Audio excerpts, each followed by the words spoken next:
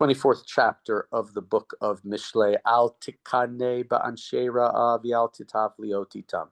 Don't envy evil men. Do not desire to be with them. We saw that in the last chapter. This idea that sometimes the wicked are prosperous and it seems like everything's good for them. Don't try to be like them. Why? Ki shod yageli bam v'amal sif tehem tidaberna. Because their hearts talk violence and their lips speak. Excuse me. I'm having trouble reading today. Mischief.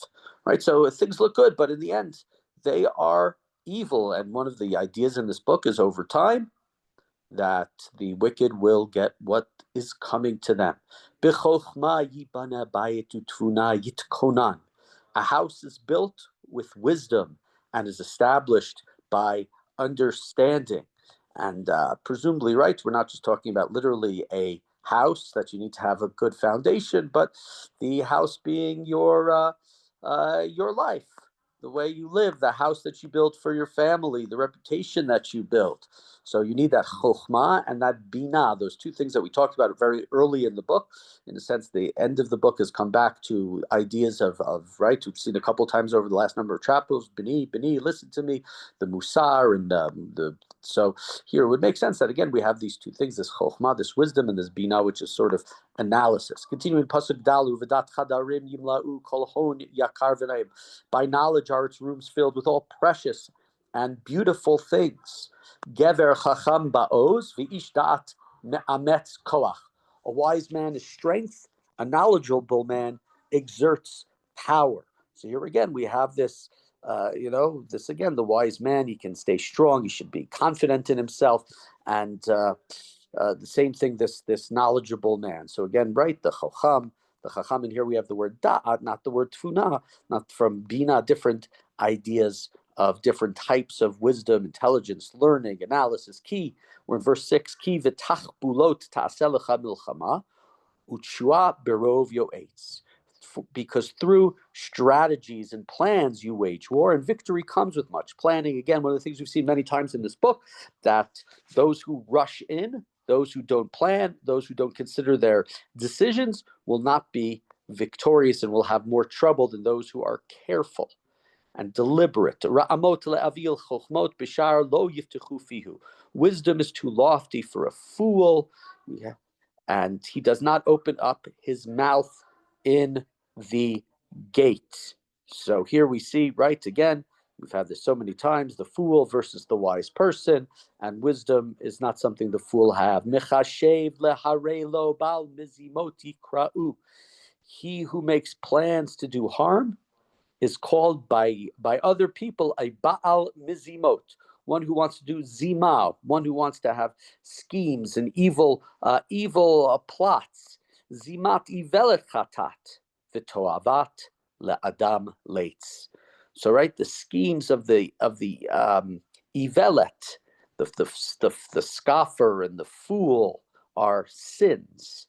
And the scoffer is an abomination to a man. That's the leitzes, the scoffer. Again, these words, like we have the chokhmah, we have the bina, we have the dat. And on the other hand, we have the ivel, we have the ksil, and we have the leitz. Hitrapita biyom tsarat tsar kocheka. So if at a time of trouble you were sort of lazy, if you were wanting in power, hatzel likuchim lamavet umatim lahereg im tachsoch. So if you refrain from rescuing those taken off to death, those condemned to slaughter, if you just sit around, al tamod al dam reacha, ki tomar hein lo yadunu ze lo tichon libot hu yavin v'notzer nafshecho hu yedav shiv la'adam kefalo. If you say we knew nothing of it, our eyes didn't see, our ears didn't hear, right? We didn't know, right? If you say that, then he, the one, that is God who watches over your life, will know it. And ultimately, you will get what you deserve. So you can't ignore, you can't pretend. We know the statements by Elie Wiesel that the only thing that allows evil is people who ignore evil. And I am not paraphrasing well what he says, but the idea of pretending like you don't see it. And this is something, by the way, in the Torah that's very important. The Torah is not just a book where we're told that if you do no harm to others, then that's okay. The Torah says that you cannot hit aleim. You cannot hide. If you see somebody's donkey under the heavy weight, you can't pretend that you don't see it. You can't pretend not to see it. You have to be active in doing good things. It's not just enough to not do evil. Continuing verse 13. My son, eat honey because it's good. Let its sweet drops be on your palate. Know that such is wisdom for your soul. If you attain it, there is a future. Your hope will not be cut off.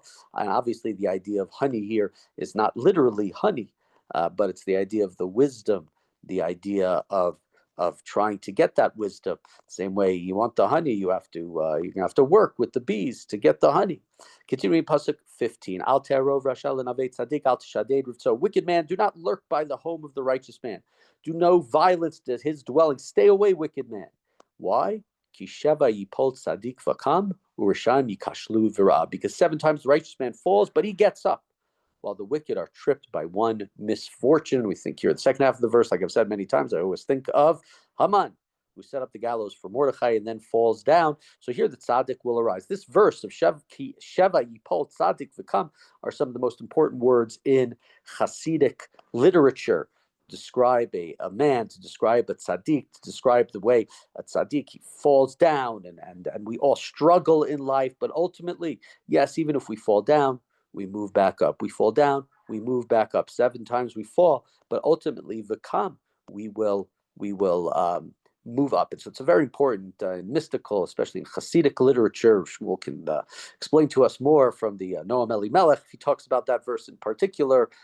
And then we have verse 17 is also a very well-known verse and a very important verse, but sort of challenging as to how exactly it applies.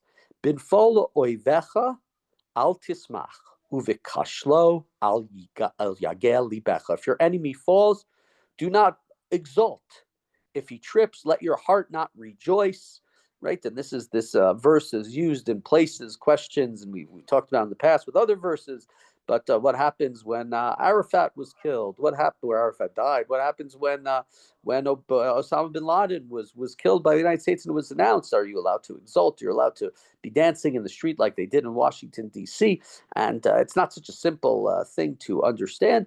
Oftentimes what we point to is the Shirat Hayam, Bnei Yisrael, when they were being chased by the Egyptians. They sing, Az Yashir, they sing when they are finally fully free from the Egyptians who have drowned the Egyptians' armies.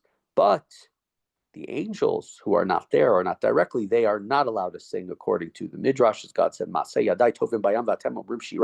my handiwork is drowning in the sea, and you think you should sing. So there are all sorts of questions revolving around it. Which verse we should take this verse, or should we take a verse that talks about when the wicked fall, Rina, that you should be joyous, and all sorts of different suggestions that have been made. Unfortunately, as there is much evil in the world, and we can fully rejoice when that is all gone, but that's sadly doesn't seem like it's happening anytime soon. Continuing pasuk Yudchet, Pen Yirah Adonai v'Rabbeinu v'Shiv me'elav apa. Why?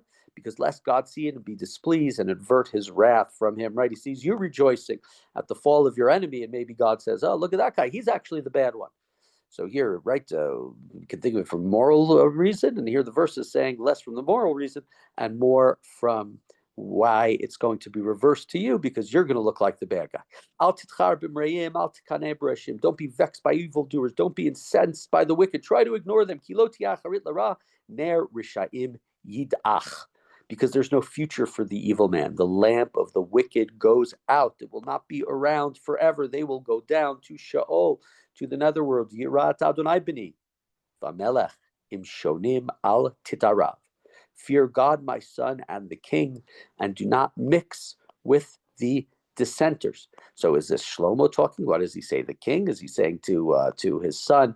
Is he speaking to his other sons who would not become king? Is he speaking to Rechavam? And he's saying to fear the idea of kingship, and you have to be fearful of it. You have to be careful with it. Is it an allusion, perhaps double, to the idea of God? Ki pitom yakum edam ufid shnehem miyodeh. In verse 22, pasuk Chavet, for disaster comes from them. Suddenly, doom both decree. Who can foreknow? You have to be careful, because the ruin can come for the evil, and it can come from those in charge. These also are by the sages. These are also wise things. So, right, you cannot be partial in judgment. The king, who also served in many ways to show faith, with, of course, the story Shlomo and the two prostitutes. So you can't be partial in judgment. You have to look at everybody with a clean slate. The one who says to the guilty, you are innocent, will be cursed by people, damned by the nations. They'll think either you have a perverse justice system or you have taken bribes. So you need to be careful when the ways who you bless and who you curse. But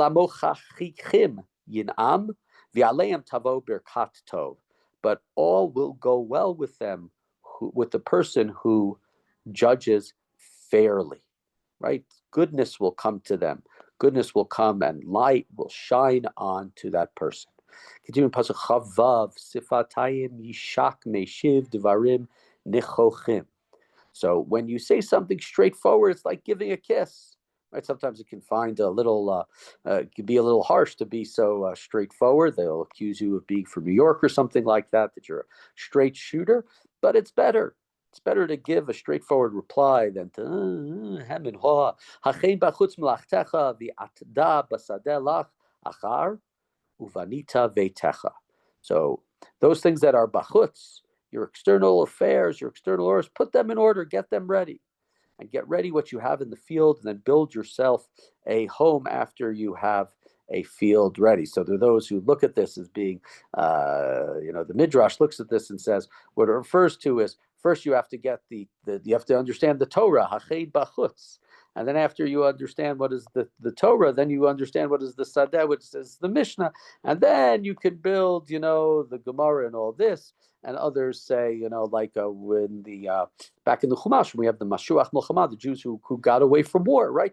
We talk about the wife, and we talk about the field, and we talk about the house, and the wife comes at the end, because first you have to have a way to support yourself, to support your family. Al tihi eit chinam b're'echa v'hafitit ta bisfatecha. So don't be a witness against your fellow without a good reason. Would you mislead with your speech? You have to be careful. You have to be honest. Don't say, I will do to him what he did to me. I will pay the man what he deserves. I passed by the field of a lazy man, by the vineyard of a man who had no seichel, it was chaser leiv. It was all overgrown with thorns and with weeds, and the fence lay in ruins. Ra'iti lakachti musar. I observed it and I internalized it, and I learned a lesson from it. We said one of the things it says in this book over and over again: hard work. Ma'at shenot, ma'at tnumot. We're in pasuk 33. Ma'at chibuk yadayim lishkav. Don't a bit more sleep, a bit more slumbering, a bit more hugging yourself in the bed, right? So this is what you're doing. If you're just saying, I'll hit the snooze button for a few more minutes. I'll hit the snooze button a few more minutes. I'll hit the snooze button a few more minutes. What's going to happen? And poverty will come calling upon you and want like a man with a shield. And so here, as we've had many times in this book, and especially when we think about, right, if this is Shlomo talking to his sons and talking to, they can take it easy, but he's saying hard work happens. Hard work is necessary. You can't just give up. You can't just decide. I walked by a field of a lazy person and I saw what had happened. The first time, right, you say, I'll do that tomorrow. Once you say, I'll do that tomorrow, the next day again, you'll say, you'll do that tomorrow. And the next day after that, you'll say, you'll do that tomorrow. And the next day after that, you'll say, you'll do it tomorrow. And all of a sudden, the job is too big. I can't possibly do this.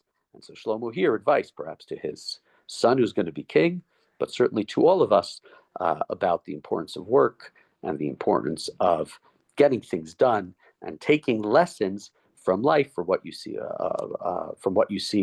around you. Shmuel, anything you want to add about the Sheva Yipol Tzadik V'Kam? We'd be happy to have you add something. That's today's Daf Yomi. What'd you say?